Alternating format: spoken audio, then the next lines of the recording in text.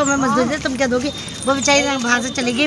राजा बोला जाओ उस बुढ़िया को ढूंढ के लाओ, गणेश जी का मंदिर बनवाओ, लड्डू का भोग लगाओ, फिर लड्डू का भोग लगाओ। मजदूर गए, उस बुढ़िया को ढूंढ के लाए, पहले गणेश जी का मंदिर बना, लड्डू का भोग लगाए। राजा का महल 6 महीने से बन रहा था, बन के तैयार हो गया। राजा ने पूरे राज्य में ढिंढोरा पिटवा दिया। गणेश जी में बड़ी शक्ति है, जो गणेश जी महाराज की पूजा करेगा उनको दिन दूनी रात चौगनी तर केवल गणेश जी महाराज की जय। अब बड़े की पूजा वो कर लूँ, बट सावित्री की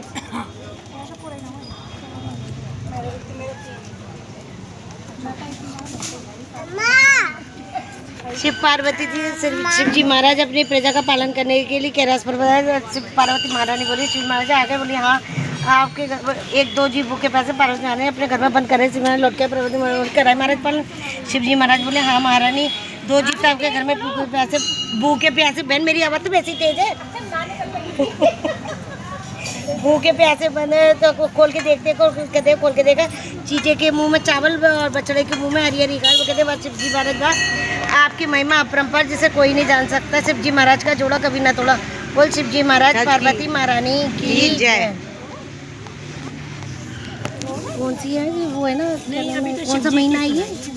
2 हो गई है, तीसरी इसकी सुना के चौथी पे समापन कर देंगे। कौन सा महीना है? अरे पौष मास ही तो है। जेठ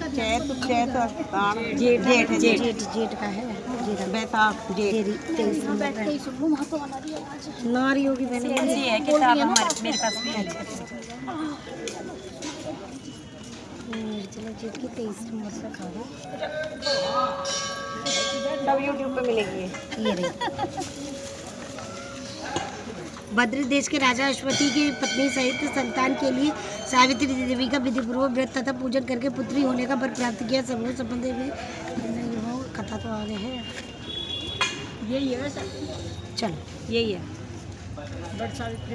प्राप्त किया। समूह संपन्न देवी सावित्री ने पुत्री के रूप में अश्वती के घर कन्या के रूप में जन्म लिया। कन्या की युवा होने पर अश्वती ने अपने मंत्री के साथ सावित्री को अपना पति चुनने के लिए भेज दिया। सावित्री अपने मन के अनुकूल वर का चयन कर जब लौटी तो उसी दिन देवर्षि नारद उनके यहाँ पधारे। नारद जी ने पूछने पर बट सावित्री ने कहा महाराज धूमसेन के पुत्र सत्यवान की कीर्ति सुनकर उन्हें मैंने पति रूप में वर्ण कर लिया है। नारद जी ने सत्यवान तथा सावित्री के ग्रहों की गणना कर अश्वती को बधाई दी तथा सत्यवान के गुणों की बुरी बुरी प्रशंसा की और बताया कि सावित्री के 12 वर्ष के आयु होने पर सत्यवान की मृत्यु हो जाएगी। नारद जी की बात सुनकर राजा अश्वती का चेहरा मुरझा गया। उन्होंने सावित्री के किसी अन्य को अपना पति चुनने के लिए सलाह दी, परंतु सावित्री ने उत्तर दिया आर्य कन्या होने के नाते जब मैं सत्यवान का वर्ण कर चुकी हूँ तो अब चाहे अल्पायु या दीर्घायु में किसी अन्य को अपने हृदय में स्थान नहीं दे सकते। सावित्री ने नारद जी से सत्यवान की मृत्यु का समय ज्ञात कर लिया। दोनों का विवाह हो गया।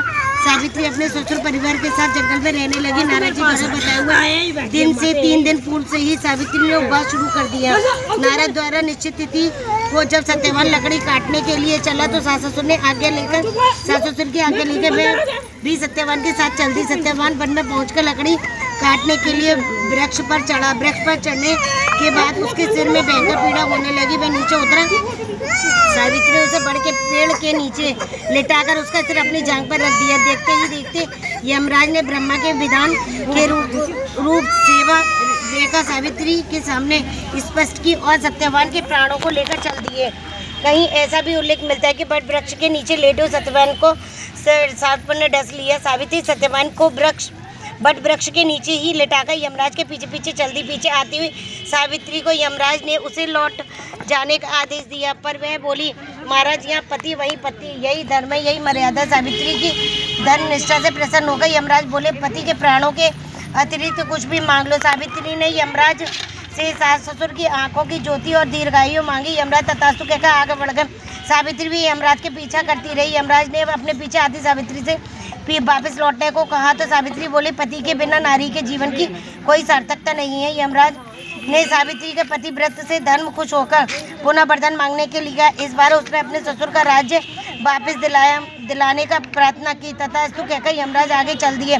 सावित्री अब भी यमराज के पीछे चलती रही। इस बार सावित्री ने यमराज से 100 पुत्रों की मां बनने का वरदान मांगा तथा अस्तु कहकर जब यमराज आगे बढ़े तो सावित्री बोली आपने मुझे 100 पुत्रों का वरदान दिया है, पर पति के बिना मां किस प्रकार बन सकती हूँ। अपना यह तीसरा वरदान पूरा कीजिए। सावित्री की धर्मनिष्ठा, ज्ञान, विवेक और पतिव्रत धर्म के बात जानकर यमराज ने सत्यवान के प्राणों को अपने पास से स्वतंत्र कर दिया। सावित्री सत्यवान के प्राणों को लेकर वट वृक्ष के नीचे पहुंची, जहां सत्यवान का मृत शरीर रखा था। सावित्री ने वट वृक्ष की परिक्रमा की तो सत्यवान जीवित होने से प्रसन्नचित सावित्री अपने सास ससुर के पास पहुंची तो उन्हें नेत्र ज्योति प्राप्त हुई। उनके बाद उनका खोया हुआ राज्य भी उन्हें मिल गया। आगे चलकर सावित्री 100 पुत्रों की माता बनी। इस प्रकार चारों दिशाओं सावित्री के पतिव्रत धर्म के पालन की कीर्ति होगी। बोल सावित्री पूजा की जय। भैया इससे ज़्यादा तो मैं कुछ आता नहीं था। हाँ, और दूसरे तीसरे कौन से करो।